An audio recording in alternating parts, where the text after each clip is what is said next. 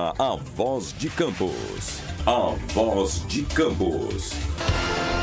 Direto dos estúdios da Rede Aurora de Comunicação para todo o Brasil e o mundo. Programa A Voz de Campos. Jornalismo, debates, entrevistas, utilidade pública e muito mais. O maior canal de atualização entre você e a informação. Faça sua reclamação, sugestão, opinião. Solicite as melhorias do seu bairro e da sua cidade. Está no ar o programa A Voz de Campos, feito com interatividade. E você é a prioridade. Já deu tudo certo. Olá, boa noite. Estamos começando mais um programa A Voz de Campos. Comigo, para você que ainda não me conhece, sou Luciano Freitas. É um prazer imenso em ter você em nossa companhia.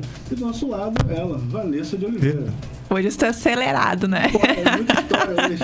É verdade. Boa noite para você que está nos acompanhando através das redes sociais. Mais uma quarta-feira, né? Aqui juntinho com a gente. Estamos aqui com um convidado maravilhoso, né? O Roberto Henriques. Vamos falar um pouquinho sobre política. Muita coisa aí para vocês saberem, tá bom? É isso. Fiquei sabendo agora aqui que o meu áudio não saiu direito, então vamos lá de novo. Boa noite. Para você que ainda não me conhece, sou Luciano Freitas, é um prazer imenso ter você em nossa companhia. E hoje vamos estar conversando aqui com o meu grande amigo de muito tempo, Roberto Henriques. Boa noite. Boa noite, Luciano. Boa noite, Vanessa. Que prazer conhecê-la.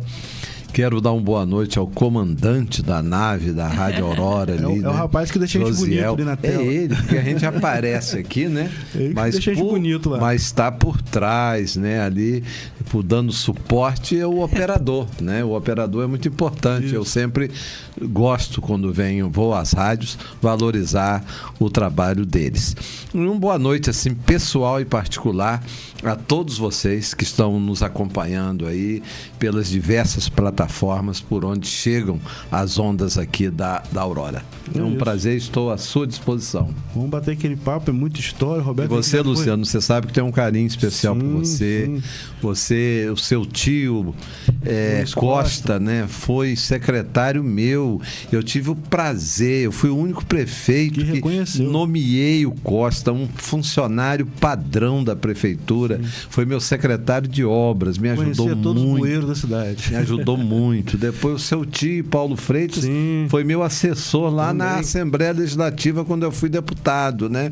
Seu primo, né? Alexandre é meu irmãozinho, meu amigo, quer dizer, então tá tudo em casa. Tudo em casa. E eu também já participei lá também. Claro, você tá de casa. Quando o Roberto era o presidente do PSD em Campos, eu fui o primeiro presidente da Juventude. A gente criamos junto o PSD. Mas essa história daqui a pouco a gente conta. Sem dúvida. Deixa eu só mandar um abraço aqui para quem ajuda a gente a estar aqui no ar, né? Que é o pessoal da Zap Gás Campos. Você que está precisando de um gás de cozinha, anota esse número aí que uma hora você vai precisar, tá bom? DDD 22 999 9945 44. Falei muito rápido? Anota assim, ó. DDD 22 95 vezes 4544, tá bom? Anota esse número aí que você nunca sabe quando você vai precisar de um gás de cozinha. E para você que tá aí precisando melhorar a sua área de lazer na sua casa, querendo colocar uma piscina aí, ó, eu vou te indicar aqui o pessoal da Star Piscinas Campos, que eles vendem piscina de fibra lá, tá bom? Com o DDD 22 997 16 52 23. Chama no zap lá que tem uma equipe que vai te atender lá. DDD 22 997 16 52 23 é Star Piscinas Campos. Tá bom, gente? Olha, sempre agradecer a oportunidade de estar aqui na Rede Aurora, agradecer o Germano, né, por estar acreditando na gente aqui. Já estamos aí com mais de 2 meses no ar, não é isso, Vanessa? Sim. Mais de 2 meses a gente estamos aqui. E talvez semana que vem a gente tenha uma surpresa aí. O nosso programa vai estar em outro lugar. Mas durante a semana nas redes sociais a gente vai estar divulgando isso aí, tá bom? E para você que quer acompanhar aí, acessa lá o meu Instagram lá, @LucianoFreitas, _A Voz de Campos. Lá a gente comenta tudo que está acontecendo por aqui, tá bom? E vamos começar conversando com o Roberto aqui. O Roberto que tem muita história, né, Roberto? O Roberto já foi vice-prefeito, prefeito, secretário, deputado. Fiquei sabendo agora aqui que até estudou para padre. Várias coisas aqui. Não é isso, Roberto? Mas, Roberto, hoje aqui eu tenho um assunto também que a gente vai falar de um partido, não é isso? Que você está resgatando esse partido, que é o PTB, não é isso? A gente vai estar conversando sobre isso também. É muita história. Mas eu queria começar assim, como que o Roberto hoje está vendo o cenário político? Uma pessoa que já tem essa bagagem toda. Como que o senhor está vendo hoje o nosso cenário nacional, estadual, o nosso município, tivemos eleição recentemente. Como que o senhor está vendo essa questão? Olha, Luciano, e um fato aí também alvissareiro, né? Foi as eleições lá nos Estados Unidos, né? E lá, como se Brizola estivesse aqui te dando entrevista, ele diria assim, olha, meu caro Luciano, lá nos Estados Unidos, veja só, foi a briga do capeta contra coisa ruim, né? Que lá, né, a briga do capeta contra coisa ruim, né? Que ali, todos dois ali, né? É gente do estado profundo norte-americano, né? Eles não se mandam, eles são mandados pelo estado profundo. A gente torce, né, pelo povo norte-americano, que são nossos irmãos, sim, né? Sim. Que eles se libertem desses dois partidos, o Partido Democrata e o Partido Republicano.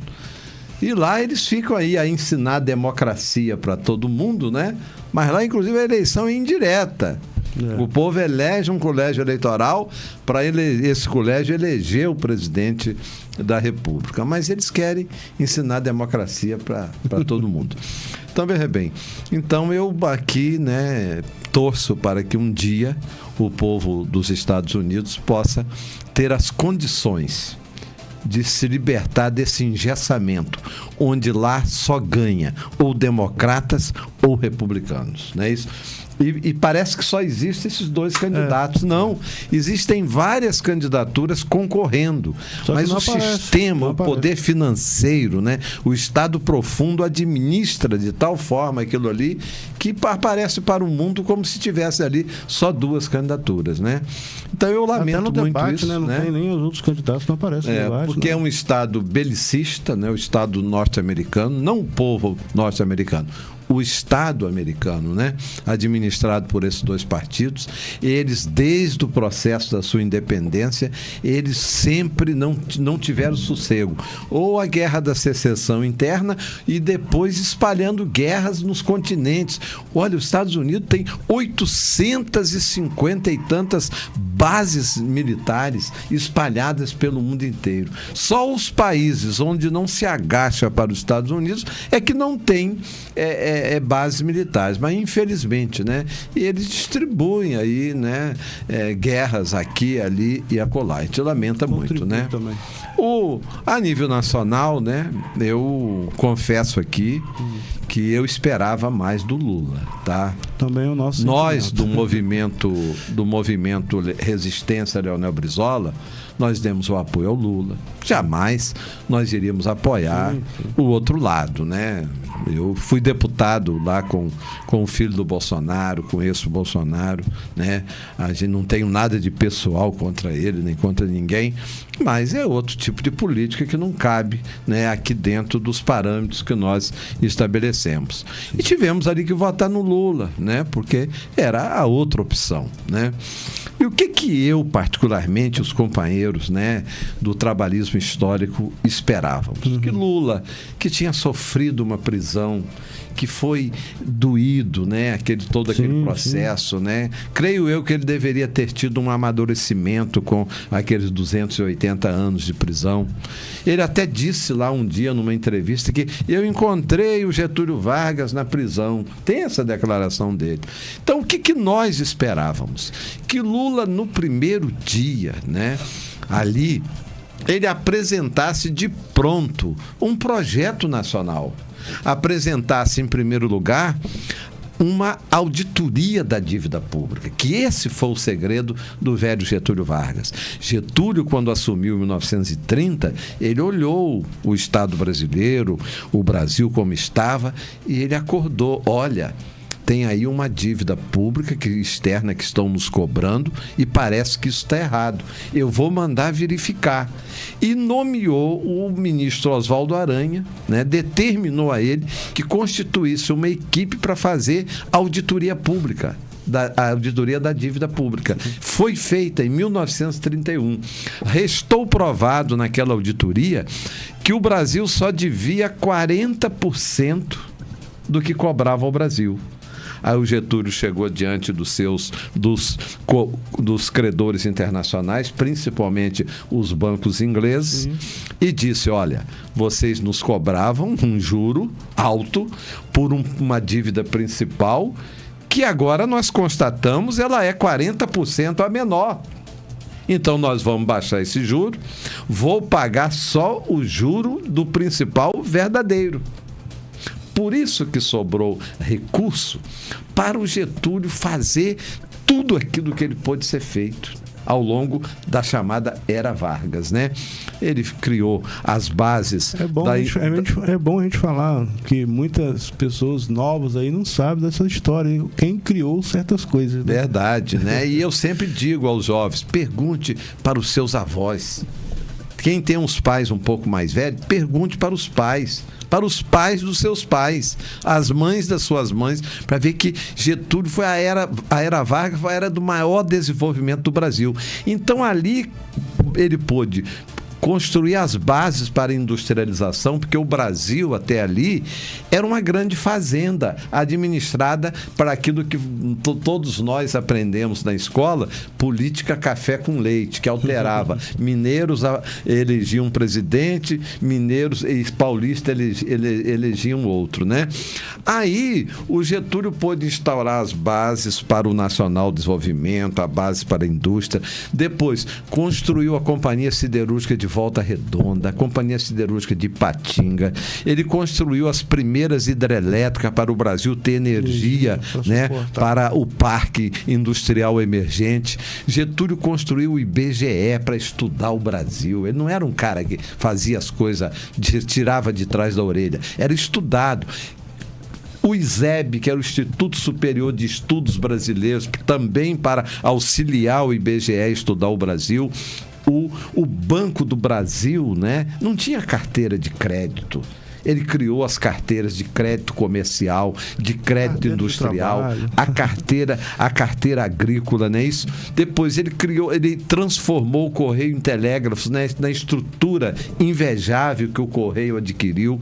Construiu, ele criou o BNDES, o Banco Nacional de Desenvolvimento, para poder financiar quem tinha ideias a apresentar ao Brasil, para gerar oportunidade, gerar emprego. Ele criou a Eletrobras, ele criou a Petrobras, ele criou a Vale do Rio Doce, que foi... Isso tudo em quantos anos de governo? Ele fez o primeiro período, né, que foi até 37, que é aquilo que denominaram, né, Estado, o período de Vargas. Depois, em 37, aquilo que denominaram o Estado Novo, né. Depois ele saiu e voltou depois em 50, no chamado movimento queremista, quando o povo foi às ruas dizendo: queremos Getúlio, e que foi conhecido como queremismo. Então, vamos colocar, tira Dutra, né? Aí você coloca de 30 até 54, quando ele morreu, né? Aí, então, tudo isso, né? Isso foi possível que ele tomou uma medida básica, a questão da auditoria da dívida pública. E por que eu falo que o Lula deveria ter feito isso já nos 2 primeiros governos? A Dilma deveria ter feito, o Fernando Henrique, o Temer, o Bolsonaro, todos não tiveram a coragem cívica de fazer, não é isso? Porque ajoelham diante do capital financeiro. O Getúlio fez isso, né? E o Lula deveria fazer por quê? Para baixar os juros. Enquanto não fizer a auditoria da dívida pública, esses juros não abaixam. Porque o que acontece hoje, olha, ninguém precisa acreditar em nada do que o Roberto Henrique está falando aqui. Vocês consultem, vão lá, por exemplo, no site da Auditoria Cidadã. Vocês vão ver lá um gráfico pizza, né? E naquele gráfico a gente vê lá. Por exemplo, o orçamento executado do ano passado, pasmem vocês, 46% dele foi para os bancos, para pagar o serviço da dívida. Como é que o Brasil pode desenvolver e quando 46% do nosso sagrado dinheiro de um orçamento anual vai para os bancos? Olha, você que está me ouvindo, o dono aí da companhia de gás que você, por exemplo, representa, se os bujões de gás que sobra no final do dia, o Estado brasileiro não te remunera. Verdade. Mas o dinheiro que sobra nos bancos todo santo dia no Brasil, ao final do dia, o Brasil emite título da dívida pública para remunerar a famigerada sobra de caixa dos bancos. De um dinheiro que não é deles. É o dinheirinho meu da minha aposentadoria, o restinho que sobra, que está lá, é o seu, é da Vanessa, é do Josiel, é de vocês que estão aí nos acompanhando. É esse dinheiro que não é dos banqueiros. Sobra, não empresta. Por que não empresta? Porque o juro está alto. Por isso que não há interesse em abaixar o juro. Por quê? Todo mundo tá Porque ganhando. o sistema financeiro, o 1% mais rico do Brasil, é quem ganha e quem perde. Quem perde é o comércio, quem perde é a indústria, quem perde é o trabalhador, quem perde é o povo brasileiro. Então eu esperava que o Lula fizesse isso. Uma outra coisa que eu acho que o Lula deveria ter feito é a reforma da Previdência, que o Paulo Guedes e o Bolsonaro fez. Esse cidadão que aposentou através de um processo administrativo em que ele ia ser expulso do Exército, esse cidadão Bolsonaro, entendeu como? Ele aposenta, recebe o soldo de aposentado a partir dos 32 anos. Entretanto, ele mandou uma mensagem quando foi presidente da República, foi feita essa auditoria, foi feita essa reforma da Previdência. Olha, vamos parar só em 2 casos criminosos. O jovem que assina a carteira hoje morre e não aposenta. Morre e não aposenta. Depois, a pensionista vai receber apenas, e o pensionista, 50%. Você amanhã falece, sua esposa vai receber 50% do seu benefício. Um crime, entendeu como? Então nós esperávamos que Lula tivesse essa coragem. Ele, inclusive, ganharia as ruas, ganharia os jovens, ganharia as pensionistas, os pensionistas, para defendê-lo. Eu vejo que isso refletiu nas eleições agora. Sim. A população já não está muito satisfeita com o PT, não. Verdade. E quer ver um outro caso também? A reforma da reforma trabalhista, que o Temer fez, não foi Bolsonaro, e o Bolsonaro consolidou. Sim. Fragmentou os sindicatos, fragilizou a relação trabalho-capital. O trabalhador ficou com esse engodo aí, sabe, esse engodo do empreendedorismo. Eu, quando vejo aquele Preto Zezé, todo domingo lá no programa do Hulk, eu tenho vergonha, sabe? Porque estão ali vendendo um engodo, uma mentira. Porque se o empreendedorismo, para empreender alguma coisa, você tem que ter capital de giro. Você tem que pensar a ideia, você tem que ter o capital de giro para formar a base da sua ideia e você abrir as portas para trabalhar com a ideia que você empreendeu com o seu capital de giro. Por acaso, quem tem capital de giro aí? Aí estão falando em empreendedorismo de favela, fica lá o Preto Zezé, a serviço do Banco Itaú, a serviço do Santander, não sei de quem, falando em empreendedorismo de favela. Aí, sabe o que acontece? Aí a mídia apresenta a Djamila Ribeiro, a negra que deu certo. Aí apresenta o Preto Zezé, o preto pobre que deu certo. É a chamada peneira, passa uma peneira bem fina e coloca algumas pessoas ali como vitoriosas, enganando as pessoas, né? A população. Aí a gente pensa assim, puxa vida, eu sou um incompetente. O Preto Zezé conseguiu, a Djamila Ribeiro conseguiu, o outro outro conseguiu, Pelé conseguiu passar na peneira. Eu não passei, eu sou incompetente, eu não presto. Entendeu como? Fica frustrado. Aí gera todo esse sofrimento nas pessoas, fruto de um engodo. Então nós esperávamos que o Lula também apresentasse a reforma da reforma trabalhista que foi feita, que fragilizou a relação entre o trabalho e o capital. Então, esses 3 pontos, principalmente, ele deveria ter apresentado. Porque nós só vamos, Luciano, Vanessa, vocês que me acompanham, nós só vamos criar uma maioria nacional com um projeto nacional calcado no cotidiano da vida do nosso povo, na vida real, no problema real, no problema que está lá na comunidade, no problema que está na família, falando de questões de trabalho, falando a questão dos direitos sociais, de direitos trabalhistas, falando da previdência, das políticas públicas. É no concreto que nós vamos mobilizar as pessoas, através de um projeto nacional. Isso que a China está fazendo, que outros países fizeram, entendeu como? E como o senhor vê hoje o nosso Estado? Que está numa recuperação fiscal. Eu conheço esse rapaz que está aí. Quando eu fui deputado, ele era assessor do Márcio Pacheco. Trabalhava assim uns gabinetes assim depois do meu. Ele era assessor do Márcio Pacheco e era cantor católico. Sim. Né?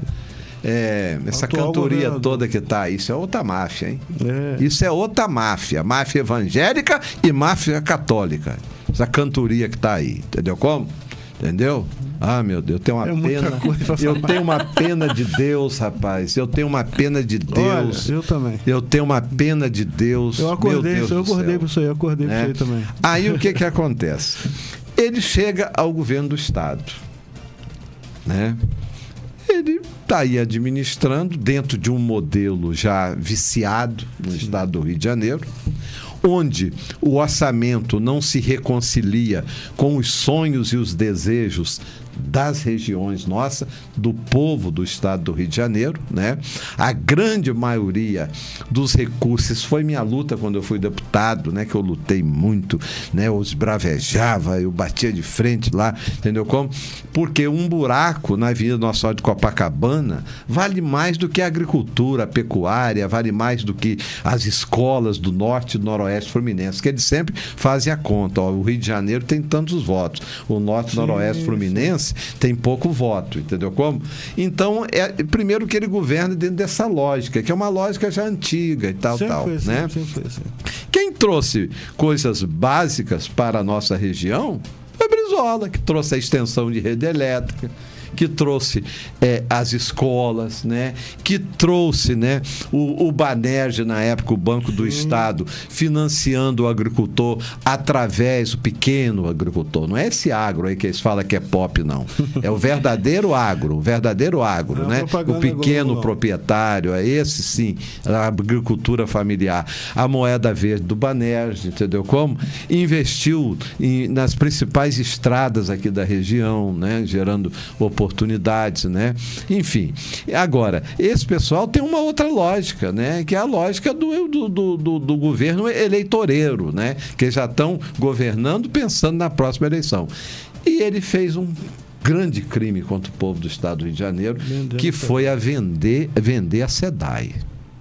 Aí, quando ele vende a SEDAI, ele um dia, na virada do ano passado, eu fiz até uma carta para ele. Eu publiquei essa carta. Acho que eu mandei para você no Zap. Ele dizendo, olha, eu tenho 22 bilhões para fazer obras no estado inteiro. Entendeu como? Nós não vimos essas obras. O quê? Asfalto? É isso, governador? É isso que o senhor fez? Asfalto? Isso qualquer um faz. Isso os prefeitos mesmo fazem, meu governador, né? Então, o que acontece? Eu escrevi uma carta para ele dizendo o seguinte: governador, o senhor disse que tem 22 bilhões aí para investir, manda um pouco para cá, eu não sou mais deputado, mas tem inclusive uns projetos de minha autoria aí, que o senhor poderia gastar esses recursos. Aí falei, lá de Atafona, tem um projeto, está pronto lá no INPH, foi entregue ao prefeito, inclusive, inclusive, da recuperação da orla de Atafona. Esse projeto é de minha autoria, indicação legislativa minha. Faça ele. Depois tem um outro projeto que começou a obra no governo Cabral, eu deixei de ser deputado, os deputados não cobram, que é a obra das enchentes, né? Tem até um vídeo que eu mando sempre para vocês, que são as intervenções ao longo do Rio Pomba e do Rio Muriaé, para resolver o problema das águas que vêm lá da Serra da Mantiqueira, em Minas Gerais, e vem para cá. Porque a Serra da Mantiqueira é um divisor de águas, assim, igual uma casa, né? Para cá vai para o Vale do Rio Doce, para cá vem para aqui, para nossa região, para o Rio Pomba, para o Rio Muriaé, etc. Tal. E chega aqui em Campos, né? Então, essa obra é uma obra importantíssima. Foi aprovada, indicação legislativa minha, foi licitada, começou a obra, parou, está parada. Essa obra, ela para vocês terem ideia, 4 enchentes, o custo de 4 enchentes, na época foi feito esse cálculo pelo pessoal do INEA, pelo pessoal da Secretaria do Meio Ambiente, os técnicos, 4 enchentes pagavam essa obra. Porque tem aqui, assim como tem indústria da seca, tem indústria da enchente também. É o que a gente estava falando. Entendeu? A culpa é sempre de Deus, né?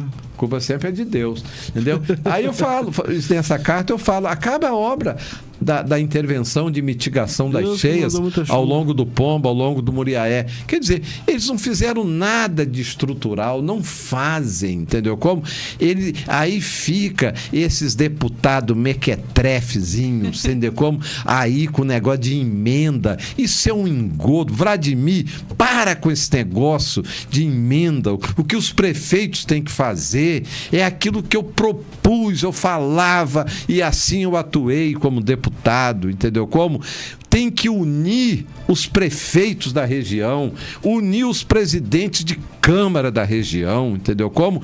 E fazer pautas com o governador, fazer pautas com Lula. Sabe por quê? Se você vai a Brasília, você vai sozinho, um prefeito, eu ou qualquer um outro, se fosse prefeito, ou você, se fosse prefeito, ou Vanessa, você chega lá igual uma catituzinha fora da manada. Você vira comida de onça em Brasília. Agora, você imagina, foi o que eu preguei, Vanessa, a vida inteira que eu fui deputado. Temos que fazer política regional. Mas os prefeitos não entenderam, porque eles gostam muito, é dessa sem-vergonhice desse negócio de emenda que não resolve nada, que dilui, entendeu como? Já pensou se você reúne aqui os 22 prefeitos do Norte e Noroeste, os 22 presidentes de Câmara, e liga para o gabinete do Lula. Não precisa nem falar com o Lula a princípio. Nós estamos querendo os 22 prefeitos, os 22 presidentes da Câmara aqui da região Norte e Noroeste, queremos uma reunião com o presidente da República para discutir os assuntos do Norte e Noroeste. O Lula treme, ele cai igual caiu no banheiro agora. Ele vai logo tomar providência para agendar essa reunião. Se fizer assim também com o governador, ir para o Palácio Guanabara e dizer: nós queremos uma reunião para discutir, porque nós temos muitas pautas aqui para nós que uma interliga com a outra. Quer ver um exemplo? Tem um projeto de minha autoria que eu deixei lá também com emenda de prioridade aprovada, entendeu? Quando eu dei projeto de minha autoria a nome de Ponte da Integração, e esse nome integração é para cumprir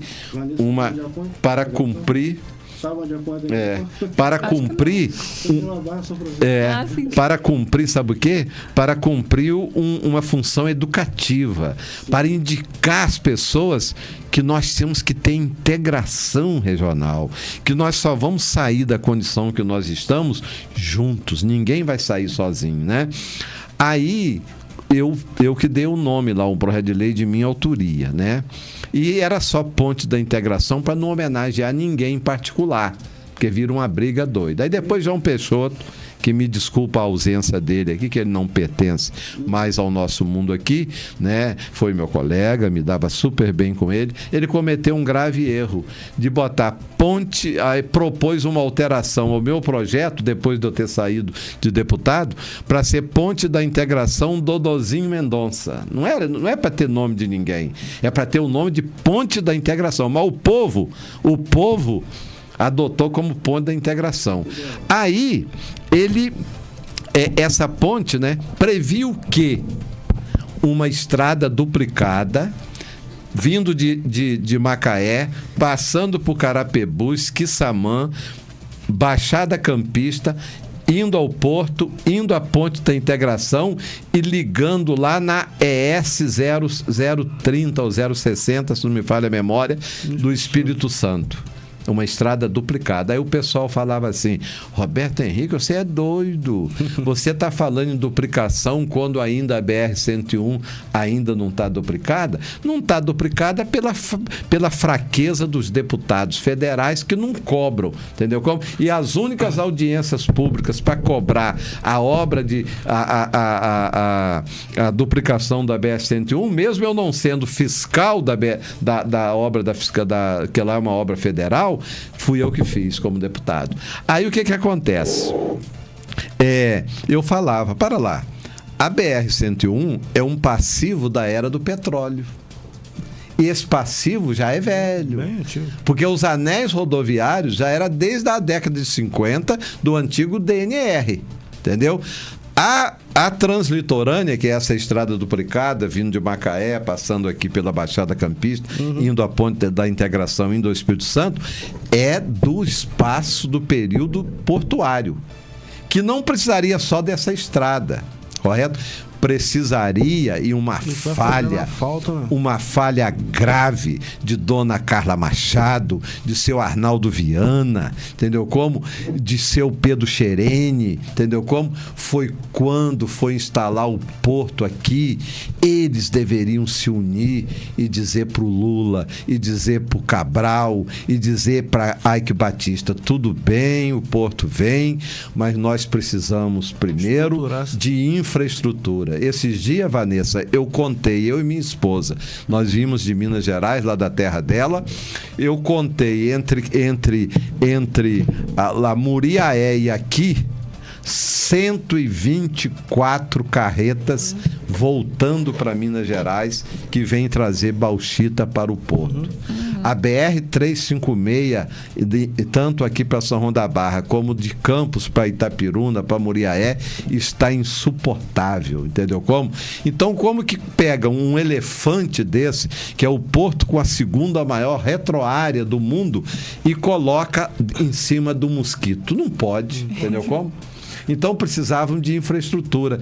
Isso é falta de articulação. O único prefeito que chamou o porto para explicar qual era o projeto aqui foi aquele período quando eu fiquei em 2008, que eu chamei o porto para explicar o que era o projeto aqui, quais os prazos de execução, qual eram os investimentos, os impactos aqui na região. Eu chamei os prefeitos da região para vir. Só o de Quissamã veio. Os outros não vieram. Entendeu como? Porque pensam com o umbigo deles, pensam pequeno. Só na reeleição. Então, vocês que estão me ouvindo, não acredite nessa gente. Essa gente engana vocês o tempo inteiro. Entendeu como? Eles vivem vendendo sonhos irrealizáveis. Entendeu? É gente de ocasião, gente de época de eleição. Por isso que nós não somos melhores do que ninguém, mas nós somos diferentes. Nós, os trabalhistas, getulistas, brizolistas, porque Brizola não fazia só eleição, Brizola fazia pregação, Brizola falava, expunha suas ideias, nunca deixou de expressar suas ideias. É isso? Roberto, e temos comentários aqui também. Desculpa, às vezes eu empolgo, vocês me cortam. Vamos lá. Cortem. A Vanessa faz as perguntas aí. Ai, meu Deus, vamos lá. Primeiro aqui, um abraço aqui pro Newton Júnior, né, que tá escutando a gente. E o Fernando Ornelas também, né, um fraterno abraço ao amigo Luciano Freitas, a minha querida Vanessa de Oliveira e também o meu nobre amigo Roberto Henrique. Fernando tá lá lutando com uma estrada lá no norte do município. Entendeu? Conheço Fernando desde garoto novo. Tá lá lutando, que eu vi já nas redes sociais dele. Por que o governador não pega o dinheiro da SEDAI e faz a obra lá? Mas tem dinheiro aí, mas não. tem nos comentários. Mas tem dinheiro lá. Tinha que ter, pô. Foi 70 e tantos bilhões, não sei quanto lá. Diz ele que só tinha 22 bilhões no final do ano passado. Tem mais Entendeu comentários? Temos sim. Então, Fernando Ornelas até comentou também, ó. Não tem verba para concluir a RJ 228, mas tem dinheiro para manutenção, que é o maior roubo. E aí temos uma pergunta aqui também do Jorge Pinheiro. Boa noite, Roberto Henriques. O que faria nesse caso do Shopping Estrada? Quem teve a intervenção que fizeram ali, Entendi. ali deveria ter o deputado federal aí para ficar brigando ali. Essa questão do por dentro de Campos aqui, né? Ela está atrasada, Há muito né? tempo. É a falta da articulação regional que eu estou falando. Eu falo porque, meu mandato de deputado terminou em 2015. Eu, como deputado, participei de audiência pública, mesmo não sendo deputado federal, sendo estadual, né? Participei de audiência pública que tratava sobre a questão da BR-101, né? Que ela sairia à esquerda de quem vem do Rio, ali perto de Bitioca, iria, né, ligar lá na frente, lá perto de Travessão de Campos, né? Isso é uma obra necessária, que já deveria estar pronta, sabe por quê? Mas nem começou. Porque essa empresa que aí está pegou dinheiro do BNDES, entendeu? Eles exploram as praças de pedágio, né? Há quanto tempo? Há quantos anos? Desde 2008, entendeu como? Isso todo ano aumenta. Entendeu? E todo ano aumenta, entendeu como? Daqui a pouco essa praça de pedágio vai ser mais velha do que Melquisedeque lá da Bíblia, entendeu? Entendeu? Mais do que Noé lá do dilúvio, entendeu como? Então, o que falta? Por isso é que eu digo, gente, nós temos que fazer política regional, né? Não pode a gente ficar refém, né, desses deputados cretino, mambembe, que aparece aqui de vez em quando, em época de eleição, entendeu como? Dessa gente, entendeu como? Que vem aí, emenda de 1 milhão para Campos, emenda de 500 mil para Cardoso, emenda de 600 mil para São João da Barra. Tá bom, isso dilui, isso não resolve nada. Dilui, isso é um engodo. Então, prefeitos, acordem.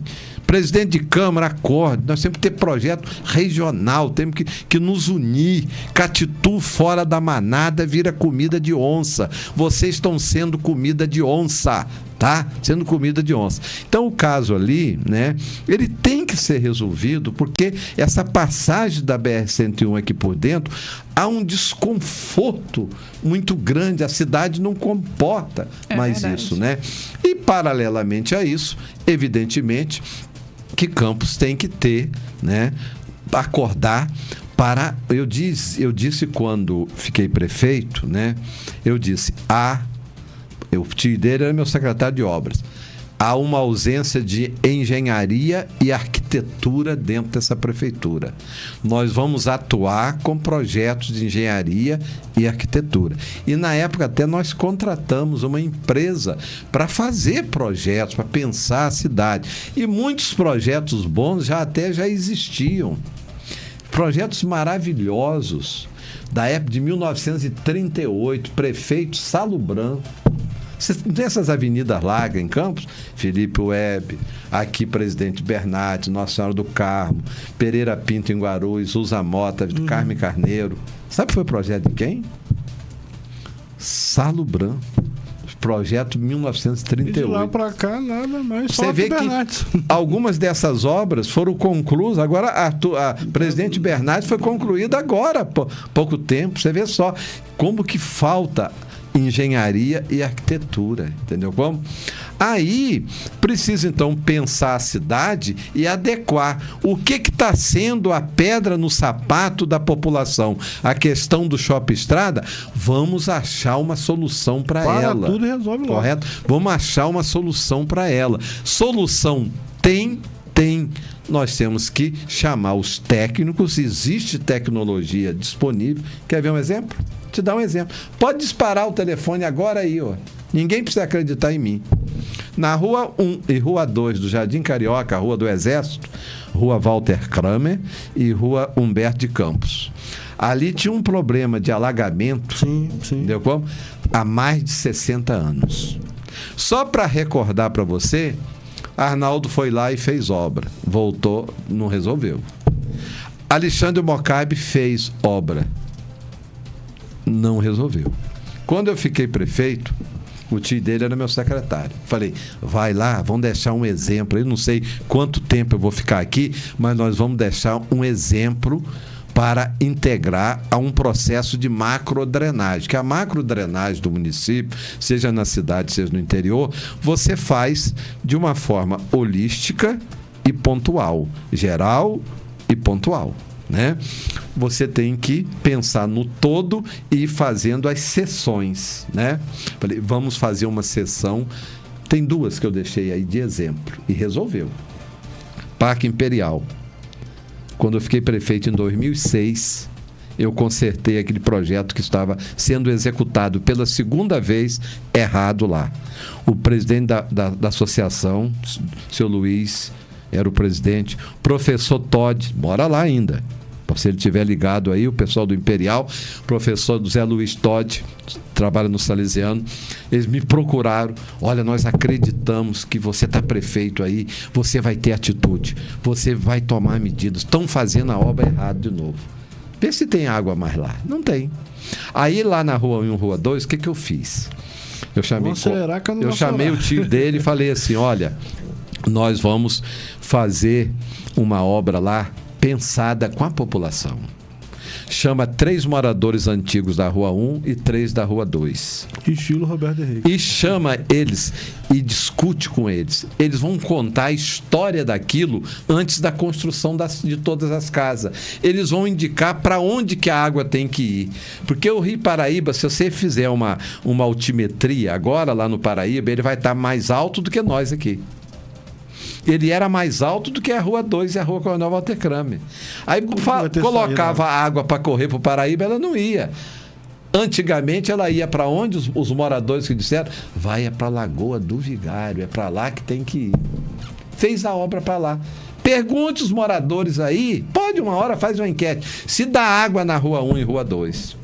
Então, é esse tipo de coisas que nós precisamos fazer as intervenções, né? Para ir dando qualidade de vida, né? Vontade política também. E gastar os recursos, né? Não só Campos, né? São todos os municípios, gastar os recursos conciliando, reconciliando o dinheiro público com os sonhos e os desejos da população. Tem mais uma pergunta? Não, pergunta não, mas uma confirmação. A Madalena Salles está dizendo que desde quando foi feita essa obra na Rua Humberto de Campos, nunca mais tivemos problemas. Então, confirmando aí. Então você veja, pode ir lá perguntar aos moradores, entendeu como? Então é isso que tem que ser feito, né? Aí o município, né, não só aqui, mas os outros, ficam refém, né, do improviso, refém dessa questão, dessas emendas, que isso não resolve nada. Não é dizer que eu não quero dinheiro, entendeu como? É pegar e falar assim, olha, o que nós precisamos aqui não é de uma emendinha, nós precisamos de um emendão. Quer dizer, por que isso é que resolve? Vou dizer por quê. Olha, o orçamento da União, né? Do orçamento da União, 20% vai para os 27 estados e 10% apenas para os 5.000 e tantos municípios. Esse país pode dar certo? 10%. Pode dar certo? Não pode. Aí fica esse dinheiro concentrado em Brasília e para ele chegar nos municípios, né? Aí começa essa porção de bandidos, né, como intermediário, bandido empresário, bandido deputado, poluindo esses canais para esse dinheiro chegar aqui. Aí não chega o suficiente para a educação, não chega o suficiente para a saúde, não chega para as obras prioritárias, entendeu como? Então, por aí você vê. E quando chega, tem os desvios aqui também. Por isso que eu falo que tinha que ser as pautas regionais, não só da nossa região, não. Se todos os prefeitos das micro-regiões brasileiras se unissem, gente, a saída do Brasil é pelos municípios. É verdade. Porque ninguém mora no estado, você mora no município. Roberto, diante disso tudo, eu sei que é muita história, muita coisa boa. Já são que horas aí? Estamos quase chegando no final já. E temos que falar do PTB, né? Eu preciso, né, que a gente comece aí a falar do PTB. Explica pra gente aí, fica à vontade. Como é o seguinte, o que olha... está acontecendo, que movimento é esse? Os ouvintes que estão nos acompanhando, aqueles que nos assistem, né? Lembram dessa história. O Brizola estava no exílio e lá já em Lisboa, reunindo para voltar ao Brasil, depois de 15 anos de exílio forçado, né? Porque se instalou aqui no Brasil uma ditadura civil-militar. Ela não é só militar, ela foi civil-militar. E Brizola reuniu lá a companheirada do chamado trabalhismo histórico, que é o ideário fundado por Getúlio Dornelles Vargas, primeiro o presidente que mais fez por esse país. Brizola reuniu e lá tiraram a chamada Carta de Lisboa. E dentre os objetivos da Carta de Lisboa, estava lá que quando eles retornassem, iriam refundar o PTB histórico. Por que o PTB? Porque Brizola era do PTB e o PTB tinha sido extinto pela ditadura. Brizola foi deputado estadual pelo Rio Grande do Sul, pelo PTB, prefeito de Porto Alegre, prefeitura onde ele foi, sabe o quê? Jardineiro. Entendeu? Jardineiro. Depois, Brizola foi candidato pelo PTB e foi eleito governador do estado do Rio Grande do Sul. Depois ele migrou para o Rio de Janeiro e foi deputado federal pelo Rio. Logo depois, daí 2 anos, houve o golpe. Então, ele voltou, vamos refundar o nosso partido, o PTB. O que acontece? A ditadura civil-militar, ela estava já perdendo força, mas Figueiredo ainda estava lá no poder. E tinha uma figura chamada Golbery Couto e Silva. Era um general, ele era muito inteligente, muito preparado, mas um gênio do mal, tá? O Golbery idealizou uma coisa, um golpe para tirar o PTB das mãos do Brizola, né? Aí o sistema de informação descobriu, né, que tinha uma sobrinha neta de Getúlio que não gostava de Getúlio, né? Mas tinha o sobrenome dele, Ivete Vargas. Nós vamos fazer o seguinte, nós vamos fazer um conluio aqui, vamos tomar essa sigla do Brizola e vamos entregar a essa sobrinha neta do Getúlio, porque ela não gosta do Getúlio. Mas vai parecer que nós estamos devolvendo a sigla aos Vargas. Olha só o golpe, né? Pegaram e entregaram a ela, que era inimiga do Getúlio. Aqui no estado do Rio foi parar nas mãos dos lacerdistas. Quem mais fez o trabalho contra Getúlio foi o ex-governador Lacerda, Carlos Lacerda, aqui do estado da Guanabara, entendeu como? E aqui no estado do Rio, que já era estado do Rio, a Sandra Cavalcante, né? Foi a mulher que dirigiu o PTB aqui, ela é inimiga de Getúlio, anti-Getúlio, antitrabalhista. E a maior prova de tudo isso que eu estou falando, que ninguém aí de vocês que estão nos assistindo viu esse partido roubado da mão de Brizola em 1980, aí foi roubado das mãos do Brizola, né? Ninguém viu esse partido defender as causas que Getúlio defendeu o Brasil, defender o nacional-desenvolvimentismo, defender a justiça social, defender os direitos trabalhistas, defender, né? Porque Getúlio foi esse, ele criou os direitos trabalhistas, ele criou o salário mínimo, sabe quanto, Vanessa, que valia o salário mínimo do Getúlio? 5 vezes o de hoje. 5 vezes, vocês que estão nos assistindo, 5 vezes o de hoje. Josiel vai querer aumento. Assim.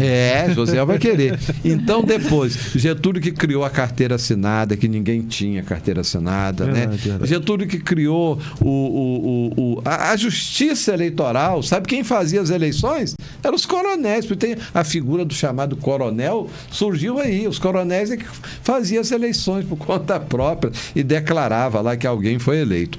Então, Brizola ali foi roubada a sigla dele. Brizola teve que emergencialmente fundar o PDT. Tá? Mas a sigla histórica sempre foi a sigla PTB. E Brizola lutou até morrer para voltar, resgatar o PTB que tinha sido roubado das suas mãos. Brizola faleceu e não conseguiu. Mas deixou uma semente. Mas aí. nós, os trabalhistas históricos, o pessoal do movimento Resistência Leonel Brizola, liderados pelo companheiro Vivaldo Barbosa, nós lutamos sem cessar e no final do ano passado nós conseguimos resgatar a sigla histórica e trazê-la de volta para onde ela nunca tinha que ter saído. Para o leito, para o seio do trabalhismo histórico de Vargas, Jango e Brizola. E essa sigla hoje ela está num processo de refundação. Portanto, não há uma troca de comando na sigla. Há um processo de refundação. Esse movimento está acontecendo no Brasil inteiro, né? Nós estamos pedindo as chamadas assinaturas de apoiamento, que faz parte do rito de refundação do partido, né? Faz parte do rito de refundação de um partido, né? É aquele processo de legalização do partido. Isso aí. Estamos num processo de refundação, instalando os núcleos no Brasil inteiro e na medida que se instala, abre-se as campanhas municipais de apoio de assinaturas, porque nós precisamos de 500 e poucas mil assinaturas para consolidar o processo de refundação. E a reunião de campos é agora, depois de amanhã. Dia 8, sexta-feira, às 18h30, ali no edifício Ninho das Águias, 16º andar. Então, quero aproveitar o espaço seu aqui para convidar vocês que nos assistem para comparecer. Será um prazer, é um momento histórico, não é um momento de um resgate de um partido qualquer, é da sigla histórica que mais fez pelo Brasil. Vocês não têm ideia, eu falei aqui de poucas coisas que Getúlio fez, mas olha, para vocês terem ideia, aí eu vou encerrar isso dessa forma. O jornalista Lira Neto escreveu a última biografia de Getúlio. Agora, recentemente. São 3 volumes, se não me falha a memória. Ele deu uma entrevista no podcast do Reinaldo Azevedo e eu vi um depoimento desse cara, porque ele disse o seguinte: eu não sou getulista, eu não sou brizolista, eu não sou trabalhista, eu sou o biógrafo e estou equidistante da figura de Getúlio, porque eu sou o biógrafo e jornalista, né? Eu não tenho envolvimento emocional e nem político com a figura do Getúlio. Eu quero dizer aqui que Getúlio não é só o maior presidente da história do Brasil, não. Getúlio é o maior brasileiro da história do Brasil. Entendeu como? Então, esse cara que nossos avós conheceram, conviveram com a Era Vargas, os nossos pais conviveram, não é isso? Esse cara foi o cara que mais fez a Era Vargas em todos os estudos até hoje, que foi feito sobre os períodos brasileiros. Sempre bate que a Era Vargas foi o período que o Brasil se modernizou, que o Brasil cresceu, se desenvolveu, e o período das maiores conquistas do povo brasileiro em todos os sentidos. Você é mulher. A mulher no Brasil não tinha o direito de votar e ser votada. Sabe quem que mandou a mensagem para garantir e não dar de presente para vocês? Porque vocês já tinham esse direito. Ele reconheceu o direito. Getúlio Dornelles Vargas. O de reconhecer o direito da mulher de ser votada. O samba era perseguido. A capoeira era perseguida. Era tida como coisa. Isso é coisa de preto, né? Uma discriminação com os nossos irmãos negros, né? Nossos irmãos pretos, né? Quem que regrou isso aí? Não pode perseguir as manifestações culturais. Foi Getúlio. Entendeu como? Getúlio. Olha, eu há pouco tempo estava lá um professor acadêmico, tem um pessoal acadêmico aí, né? Muito limpinho, né? Muito de brilhantina no cabelo, e eles posam assim, porque eles foram influenciados pela elite uspiana paulista, porque a elite paulista não gostava de Getúlio e criou até aquele movimento de 32, né? Chamada Contra-Revolução, porque estavam financiados pelos bancos ingleses que tinham sido chamados à regra por Getúlio na auditoria da dívida, né? Aí ele falando, eu falei, meu amigo, você tem bolsa da CNPq? Eu já teve? Tive, meus alunos têm. Getúlio Vargas. Ministério da Saúde história, né? Não existiu. Ministério da Educação não existia. Ensino público, quem instituiu foi Getúlio, não tinha. Era um país de analfabetos completamente na época. Alberto, reforçar aí o convite para sexta-feira, que o nosso horário está chegando ao final. É verdade. E vai ser viajando? Vai. Reforça aí o convite para sexta-feira. Eu terei o imenso prazer de recebê-los lá. Não só eu, mas o nosso presidente nacional, Vivaldo Barbosa, vai estar aí. É um momento histórico, é um momento de refundação do PTB histórico. Você que está me ouvindo, se quiser, convide mais 5, seus convidados. Você que sabe da história do Getúlio aí, você que já tem mais idade, né? Convide os seus filhos, vá lá, compareçam lá. Convide os seus netos, quem tem neto, né? Então, todos indistintamente, jovens, né? Os senhores, pai de família, mãe de família, todos vocês, homens, mulheres, estão convidados. Sexta-feira, depois de amanhã, às 18h30, vocês aqui também, Josiel, Vanessa, você também já foi convidado. Compareçam lá, será um prazer. Edifício Ninho das Águias, às 18h30, ali na Praça São Salvador, o edifício da escada rolante. Sim. Tá bom? Roberto, mas tem um núcleo em São João da Barra, em outros lugares? Nós estamos implantando, né? Sim. Onde a gente já identificou lideranças, né? Nós estamos também chamando para essa reunião. É bom falar pessoal de Cardoso, o pessoal de Talva, o pessoal vai reunir aqui, né? O pessoal de São Francisco, São João da Barra, onde já tem um núcleo instalado, que a gente já identificou, que nós temos que ir com critério, nós não podemos ir no oba-oba, né? Aí vai vir, entendeu? Estarão aí também, né? Pelo menos assim uma representação de... Eu pedi, né? Porque lá não vai caber todo mundo, se vier todo mundo, né? Mas pelo menos que traga uma representação de 3 representantes, né? Por aí e tal. E... lá a gente... No caso, só cortando rapidinho, quem fica responsável pelo Estado hoje? Hoje, pelo Estado, né, o Vivaldo está acumulando Presidência Nacional e Estado, né?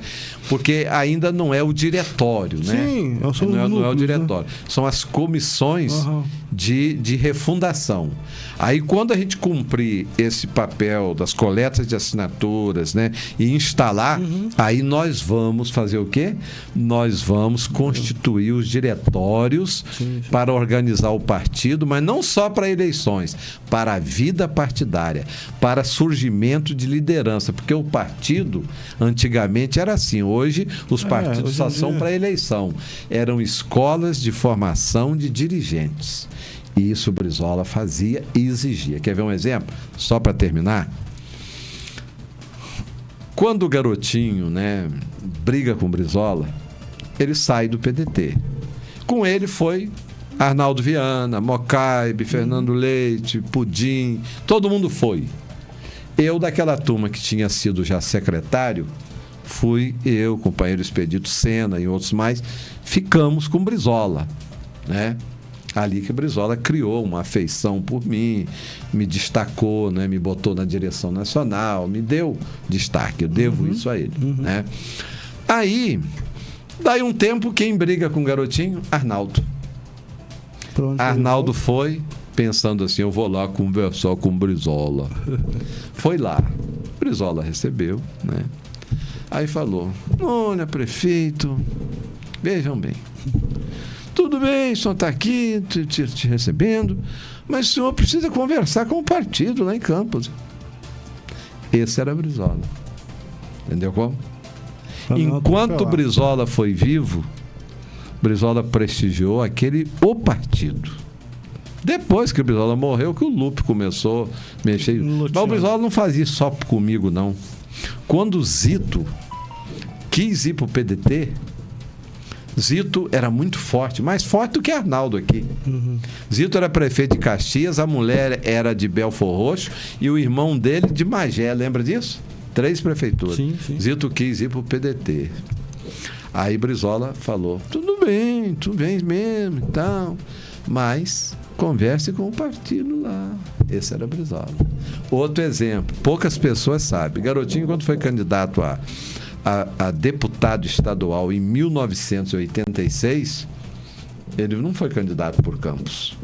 Foi candidato pela terra lá de Vanessa. Minha São terra João da também, Barra. que eu nasci lá no Antigo Sertão, né? Foi pelo PDT de São João da Barra. Aí o que Brizola fez? Ligou pessoalmente, quando o Garotinho foi, Avelino Ferreira levou, e o Wallace Oliveira foi até junto. Eu tenho essa foto, hein? Tem gente que conta história aí errada. Eu tenho essa foto lá em casa. Foi lá no Palácio Guanabara, aí o Brizola falou, mas em Campos não tem vaga para você ser candidato, porque já tinha as 3 vagas com Amadeu Chaca, Pereira Pinto e Pereira Nunes. Já estava completo, que era 3 por Campos. Brizola organizava assim para não ter briga, entendeu? E para não ter invasão de pessoas de outro município e tal. Aí Brizola manda ligar para o presidente, era seu João Brito, que era dono daquele posto de gasolina lá, esposo de Dona Maria, lá em Barcelos. Ele que era o presidente. Ele ligou para João Brito, com aquela elegância que Brizola tinha. Sou João Brito, o senhor conhece Garotinho? O senhor autoriza aí o Garotinho migrar aí para São João da Barra, criar um domicílio aí para poder ser candidato por aí. Um gigante como Brizola, né? Mandar Arnaldo procurar a mim, que sequer eu tinha mandato. Mandar Garotinho procurar João Brito e se entender com ele. Então, se você pegar lá o gibi, né? Que a gente fala, confere no gibi. Vai ver que Garotinho foi candidato em 86, não por Campos, foi por São João da Barra. Então, uma coisa também, Luciano, que desperta o interesse das pessoas que quer fazer política, que ele pensa assim, esse pessoal de Getúlio Vargas, aí o verdadeiro, né? O verdadeiro pessoal. Esse pessoal de Brizola, eles fazem partido igual Brizola. Amanhã, se eu estou aqui participando do diretório no meu município, não vai entrar deputado no partido e vai vir tomar o partido da gente, que não vai acontecer isso, porque essa gente é da cepa de Brizola. Entendeu? Por isso que as pessoas têm confiança em nós. Então, você que gosta da vida partidária, né? Confie na gente. Confie em nós, né? Nós não somos gente... Podemos ter os nossos defeitos como ser humano, porque todo mundo tem. Mas nós não somos gente da vadiagem política, do oportunismo rasteiro, né? Nós somos, né? Eu trago comigo, eu e meus companheiros, as marcas das tradições históricas de Leonel Brizola e Getúlio Vargas. Essa é a nossa marca. É isso. Entendeu? Roberto, te agradecer, deixar aí o seu boa noite aí pra gente. Eu que agradeço, estou feliz da vida. Primeiro te rever. Você teve doentinho, né? Há pouco tempo. Um abraço para você, para todos os seus familiares. Sim. Vanessa, um prazer te conhecer. Um prazer também. Entendeu? Josiel, obrigado, meu amigo, né? Um obrigado mesmo. Meu amigo Germano, um abraço.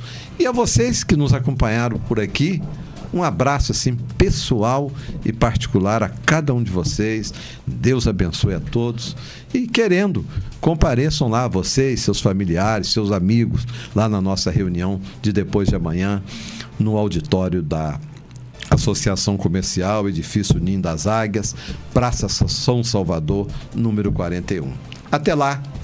Um abraço grande. E eu vou estar lá, eu vou comparecer. Que Pode prazer. ficar tranquilo que eu vou. Vanessa vou. e mais alguns. A gente que participou lá do PSD. Você vê, eu um período, né, fiquei expatriado, né, que não era o meu partido, Sim, né? sim. Comigo aconteceu o que aconteceu com o ex-prefeito de Campos, João Barcelos Martins. Por problema de briga locais, lá, ele teve que ser candidato pelo PRP. Lá de Ademar de Barros, em São Paulo. Doutor Adão Pereira Nunes também, a mesma coisa. Eu fiquei um tempo, né, a gente sem referência partidária, porque nós tivemos que brigar com o Lupe lá, pelos destinos que ele deu ao PDT, né?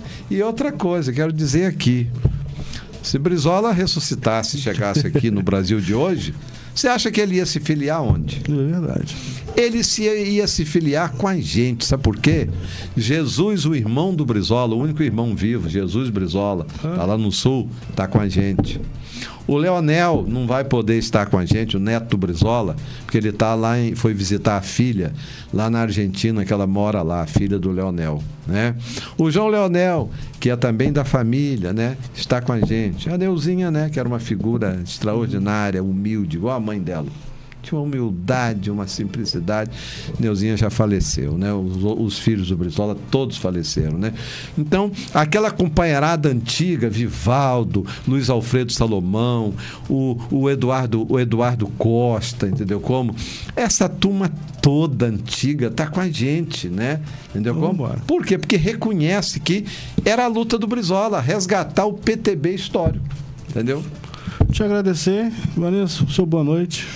E mais muitos um comentário ali que ainda mas não vai ter que responder. O Jorge Pinheiro, né? Lembra do episódio da Ponte General Dutra? Sim. Roberto Henriques, parabéns pela coragem. Ah, foi quando eu fiquei prefeito, né? E tava a ponte fechada, aquele caos. E não abria, o DENIT não abria a ponte. Aí o ministro dos Transportes teve até um entreveiro comigo. Vamos lá com ele não só queria abrir a ponte em maio. Nós estávamos em março e a cidade sofrendo. Aí eu falei, o senhor vem, entendeu? Porque eu quero que o senhor venha, nós vamos ser recebidos, abrir a ponte está pronta, nós não vamos ficar submetidos a uma agenda eleitoreira do governo federal. Entendeu como? Aqui agora tem prefeito. A estrada passa por dentro da cidade, a ponte é uma obra federal, mas está dentro da cidade. Se o senhor não vier, eu lamento muito. Nós vamos reabrir, entendeu? Com o senhor ou sem o senhor. E reabrimos e a cidade ficou tranquila. É muita história. E a Madalena Salles também, parabéns pelo programa. Gente, é isso, né? Boa noite pra você que nos acompanhou até aqui e até semana que vem com mais A Voz de Campos. É isso. Agradecer a todo mundo que acompanhou a gente. É muita história, precisa de mais um programa, né? Agradecer a todo mundo que participou com a gente aí. E agradecer a todos e lembrar sempre que tudo muda quando você muda. Forte abraço, até o próximo programa. Valeu. Agora